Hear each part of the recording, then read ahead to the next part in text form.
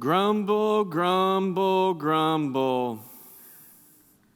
That's what my dad used to tell me when I started to complain about things.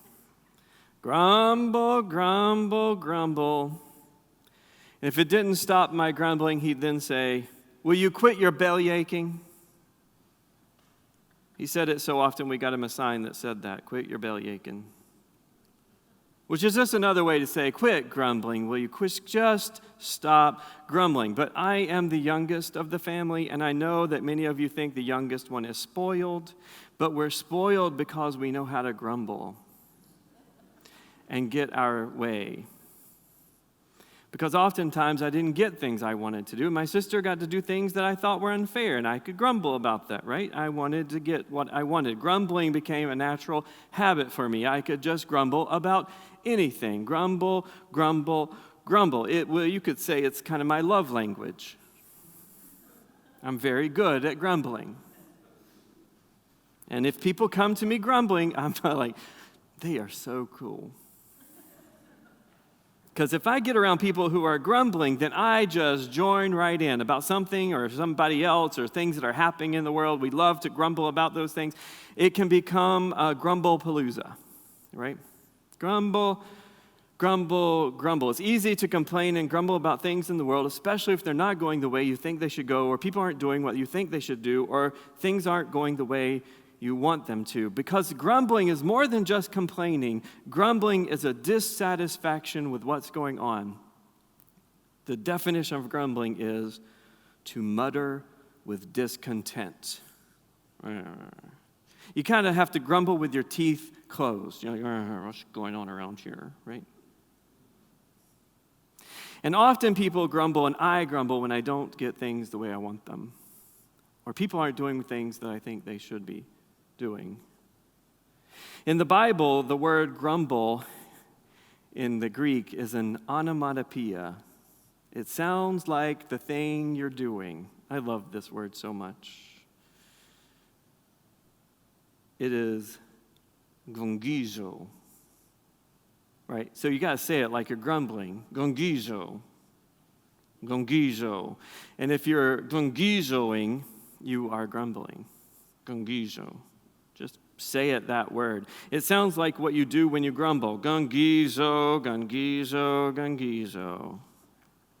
And it's more than just complaining. It's complaining with a purpose. You got a purpose behind it because there's things that aren't right. You're dissatisfied with what's happening. And let me tell you, if you look through the Bible, there is a lot of grumbling. When the people of Israel have left Egypt and they come out into the wilderness, oh my goodness, they just grumble all the time. Gongizo, gongizo. It's grumbling. That's all they're doing. Sometimes the translations say they're murmuring. Murmuring. It's the same word. Because when God is not doing what they want God to do, gongizo. When Jesus comes along and he's hanging out with the wrong kind of people, gongizo.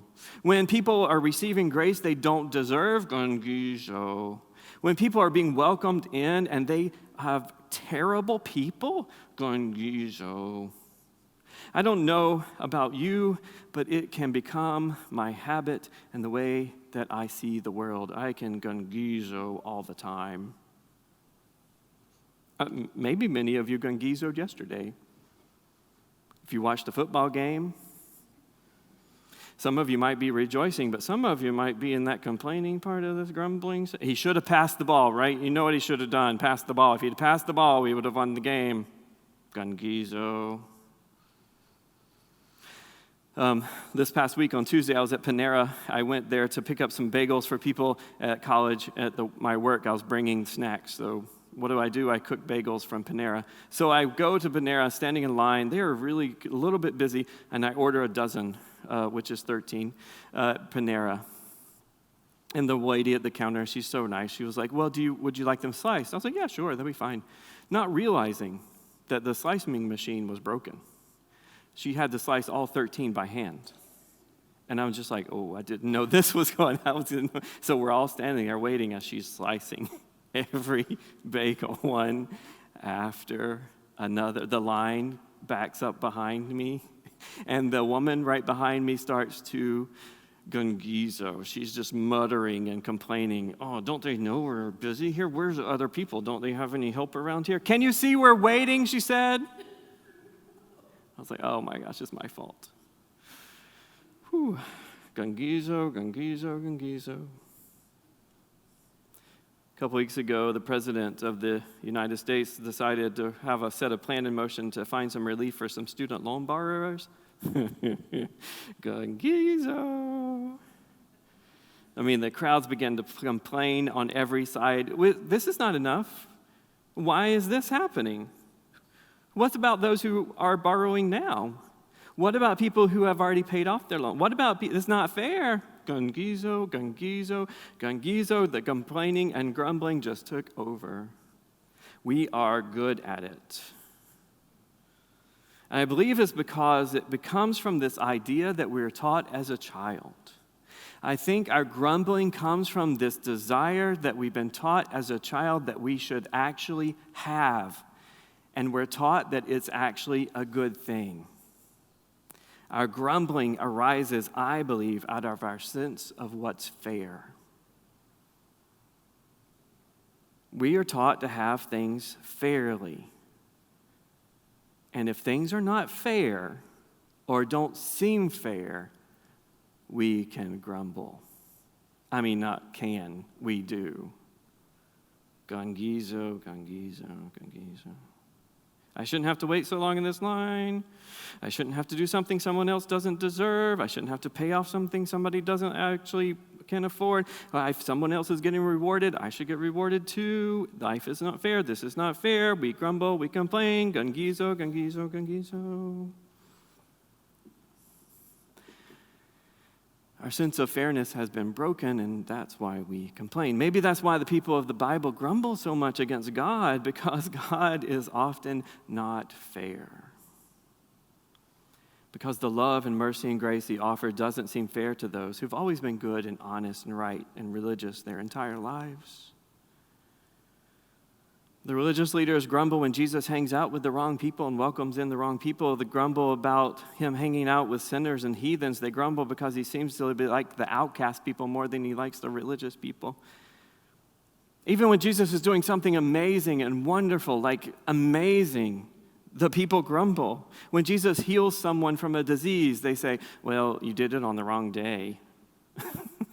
They just grumble. When he calls Levi the tax collector to come follow him, to change his life, to be with him, they're like, well, you're getting the wrong people involved in your ministries. When Jesus says that he is the bread of life, he has come to give life to the world, the crowd begins to grumble. Who does he think he is? Every one of those instances is gungizo. It's as if religious people have cornered the market on grumbling. And the people of God people who grumble the most. I mean, in fact, we're really good at it. We're so good at it, that's what we're known for. It's what we're known for. Some years ago, the Barna Institute asked some people what they thought about church and religious people, particularly Christians, particularly church. The answers were not great, so be prepared. They said, well, church people are dull. That's the kindest thing they said. They went on and said, church people are judgmental, hypocritical, and hate gay people. That's what we're known for. Judgmental, hypocritical, hate gay people, and that we're dull. This is the image that these people they interviewed, who are church people and non-church people, said the same thing. People who grew up in the church and people who did not said the same, that we're judgmental, hypocritical, dull, that we hate people. And even if college place, even if we're not like that, we'll say, oh, we're not like that, we're not like that. We're not like that, we're not like that. We still have this image of what people think of us as a bunch of grumbling, judgmental, hypocritical, hateful people. Gungizo is our language, and we are not known for our life-giving compassion and joy. What we are known for is our grumbling. One time when I was first in ministry, I was a young pastor. I was really young. And I was hanging out with some friends of mine, and some other people came along that I did not know. And they started to complain about the church. And they didn't know me. And they said, oh, you know, church people, they're so judgmental, hypocritical, and hateful. Eventually, the guy looked at me and said, so what do you do? I said, well, I work for that judgmental, hypocritical, and hateful bunch of people. And I'm a part of them. That's what we're known for, our grumbling, our complaining, our judgment, our hypocrisy. And I think we're known for it because I think we've gotten too caught up in what we think is fair in the world. We've gotten too caught up in our need for a fair life because we think fairness is what makes us a good example of who we should be. But fairness is not what makes us good. Fairness is not what makes us joyful. Instead, fairness means we keep score. Instead, fairness means we keep a list of checks and balances. Instead, being fair means that we can label those who are good and who are bad. We can say who deserves and who doesn't deserve grace. We can say who should be included and who should not. This is what fairness means.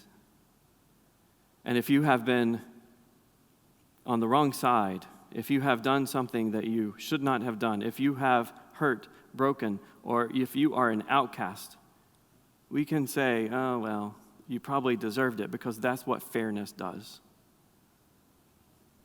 And we're so focused on being fair that we forget that we're people of grace, that we're people of love, that we are people of forgiveness. We're not a people of fairness. Because fairness only leads to grumbling. It's forgiveness that leads to freedom. That's why Jesus told these parables today in our scriptures, these parables that you know so well, these parables of lost and found. He tells them because the religious leaders are grumbling about Jesus not being fair. He's forgiving people too quickly. He's letting people off the hook too soon. He's loving people who should not be loved. He's being kind to people who don't deserve it. He's welcoming people who are the enemy. He's not being fair. And there's so much grumbling that Jesus not only responds to their grumbling with a story, he tells not one but three stories back to back that are about not grumbling, that are antidotes to our gongizoing. You probably know them pretty well. I mean, you know these stories. You know the stories even if you're not a church person. You know that the shepherd leaves the 99 and goes finds the ones that's lost. The 99 have been the ones that are good. They're the ones that have had it together all the time. Jesus even calls them the righteous ones, the ones who are in the wilderness. And Jesus says the shepherd leaves them behind, goes to find the one, and doesn't complain about finding him. Doesn't grumble about how much trouble this one is. Doesn't complain about what he has to do to get him. Instead, picks him up, and the first thing he does is rejoice. Rejoices and brings him back to the fold. And Jesus says, this is what I'm calling you to do. Rejoice with me, for the one who was lost is now found, and there is great rejoicing in heaven. It's not fair, but it is what Jesus requires. There's no grumbling, only rejoicing. The second story is about a woman who has 10 coins. She loses one.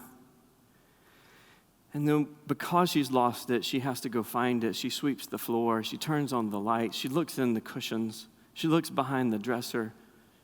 She looks in her purse and pocketbook. She dumps everything out. Everything's everywhere. She does it until she finds it, And when she finds it, she doesn't complain that she has a mess in her house now. She doesn't complain that it was so much trouble looking for it. She doesn't grumble to her neighbors about all the things she had to do that morning to find it. What she does do instead is throws a party. She invites her neighbors, her friends to come celebrate with her. A party that probably cost more than the coin. A party that probably cost her a lot more than that coin was worth. That's the point.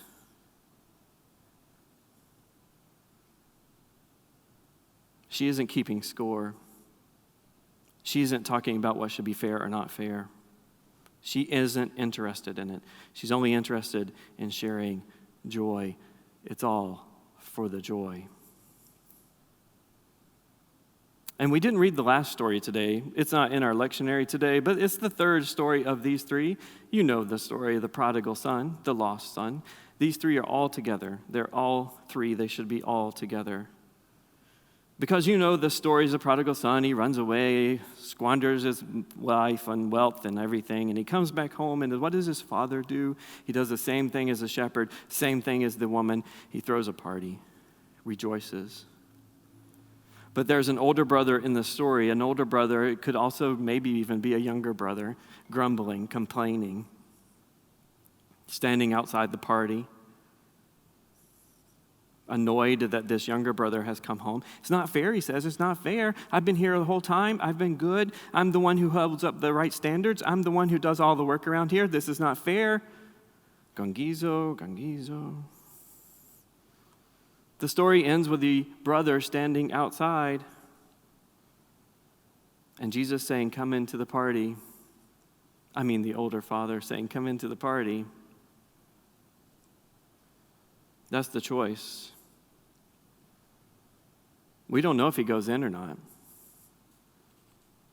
That's the point. Because the choice is Jesus is offering to grumbling religious people a choice of keeping on grumbling and getting lost in our grumbling, or to find love and forgiveness and grace and join the party. And the only way to give up the grumbling, I think, is to give up our desire to live in a world that's ruled by fairness. Because fairness leads to grumbling. And God's grace and forgiveness and love and offer of redemption is never fair. The grace and love and forgiveness that is offered to us is offered to religious people, it's offered to rebellious people, it's offered to saints, it's offered to sinners, it's offered to everyone. And it might mean that some people get more forgiveness and love and grace than others, because some people might need to receive it more than others. Some people might need to live into it more than others. If two people fall off a cliff and one falls much farther down, you don't get the same rope. That's fairness. You get a rope that's needed. One might be longer. One might be shorter. The person is going to need a lot more rope to get back up. Of course it's not fair. It's not supposed to be. Jesus never grumbled about having to go that far to give that much. Of all the grumbling in the whole scriptures, Jesus never grumbled. He never said a mumbling word. He never grumbled against those who slipped far away and became lost, and he did not grumble against those who stayed home and were self-righteous. He just kept inviting them both to the party.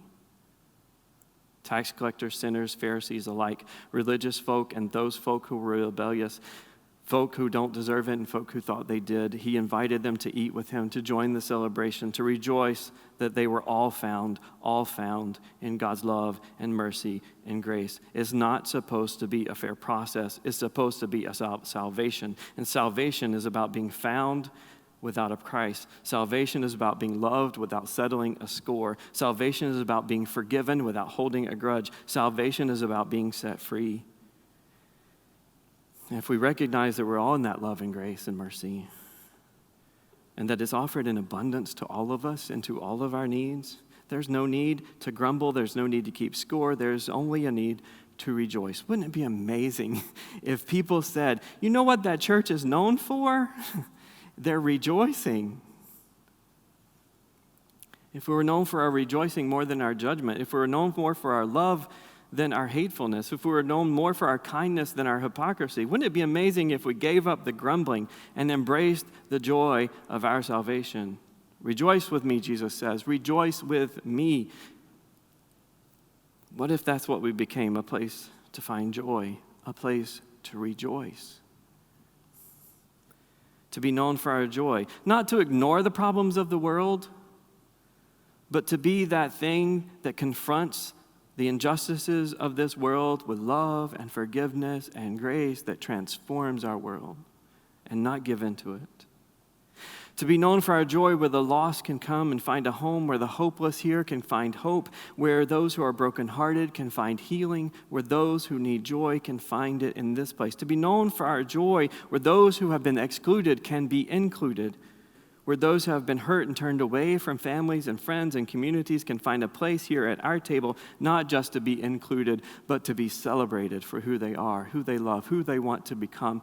What if we were known for our love and grace and forgiveness and our joy, where there's no need to keep score, where there's no need to get even, where there's no need to murmur or grumble or gongizo again?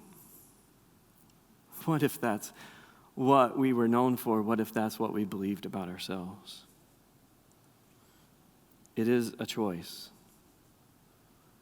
Jesus is standing at the entrance of the party saying, "Come, rejoice with me." He's got a sheep on his back, a coin in his hand, and an arm extended out to welcome in all those who want to be welcomed. Rejoice with me, he says. For the invitation is for the religious and the rebellious, for the saints and the sinners, for those who think they need forgiven and those who don't. Rejoice with me. Jesus is standing there calling. Jesus is at the door offering love, forgiveness, and grace so that we can give up our ideals of fairness and live into the grace of forgiveness. And that will lead us to joy. Rejoice with me, Jesus says. Rejoice with me. Rejoice.